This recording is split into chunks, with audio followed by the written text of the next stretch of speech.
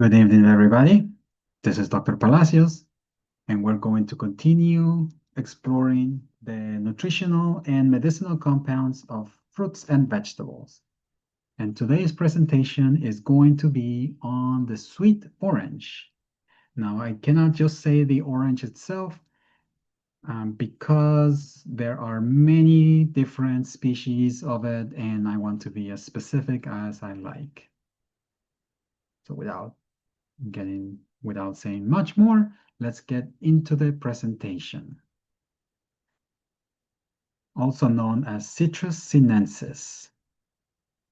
Now, the sweet orange wasn't necessarily a wild fruit that we found. Rather, it is a hybrid of mandarin and pomelo.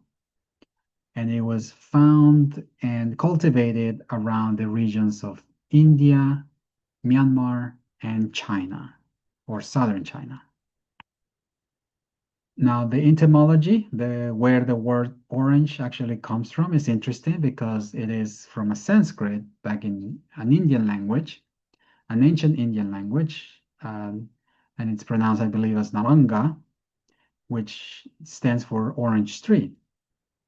Now, we also know that in naranja sounds very similar to naranja in Spanish, which means orange, both the color and the fruit. And then in Persian language, or Dari or Farsi, naranji can be the color orange itself too. I'm not sure if it does mean the fruit, because I do believe there's another word for it. But it is an interesting fun fact, and just to see the connection of those ancient cultures being spread to other regions. And like I've mentioned, the mandarin or Citrus reticulata and the pomelo or Citrus maxima mix together and create a hybrid known as the Citrus sinensis, also known as our sweet orange. Now let's take a look at the medicinal compounds of the orange. First, the peel. In the peel, we actually can find some essential oils known as decanal, linalool, and octanol. There's also anti-inflammatory compounds known as flavonoids. And specifically, we're going to discuss naringenin and hesperidin. Now, the fruit itself contains dietary fiber. That's usually the white skin around it. Citrate, which we'll discuss shortly. Potassium and other minerals. And vitamin C.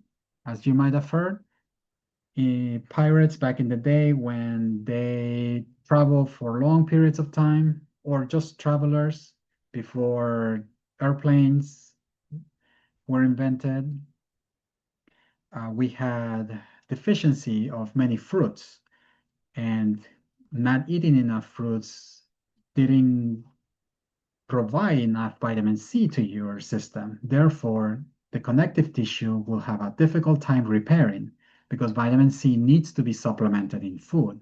Unlike other animals where they can regenerate and create vitamin C without the use of food itself, humans need the vitamin C separately.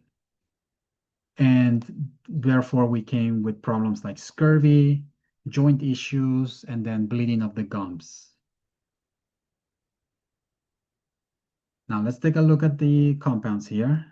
First, decanal. Like I mentioned, this is a compound found in essential oils, and it has antimicrobial and anti-carcinogenic compounds too. So it can also work against cancer. Naringenin and hesperidin, as you notice, if you take a look at the little wheels here, the structure is quite similar. And what they provide is protection to the blood vessels. They work very similar to nitric oxide, which is a form of dilation that provides more space for the blood vessels to provide oxygen and nutrition to the tissues. And hesperidin actually helps more to cross the brain and even provide more more nutrition and oxygenation to the brain itself. So these are great protectors of the blood vessels. And finally, we have citrate. Citrate is a compound that you see in many canned products or bottled products. Like you will see garlic and there's a little liquid in it to preserve it, and that tends to be citric acid or citrate. Now, the interesting thing about this is citrate is a natural preservative, but when we consume it, it can also help us absorb some of the nutrients into the gut and into the blood vessels because citrate is also a compound in the Krebs cycle, which helps create more energy and better metabolism in your tissues. Now let's take a look at some medicinal actions. First, the peels. They have antifungal, antimicrobial, and even anti-carcinogenic compounds, like we mentioned. Also, it protects the blood vessels, like hesperidin and naringenin.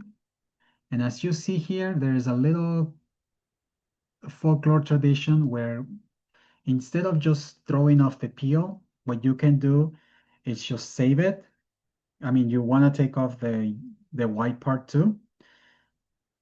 You can do a process of zest, what they call, which means to just remove the peel, only the peel of the orange, and then you can hydrate it or dry it out and save it in a dry container and keep it there with brown sugar, or you can just keep it there by itself. And when you come down with a cold or feel like you need to boost your immune system, you can take a little bit of those peels, boil it in water, make it as a tea, add a little ginger and honey, and you'll have your natural protection of blood vessels and even antimicrobial.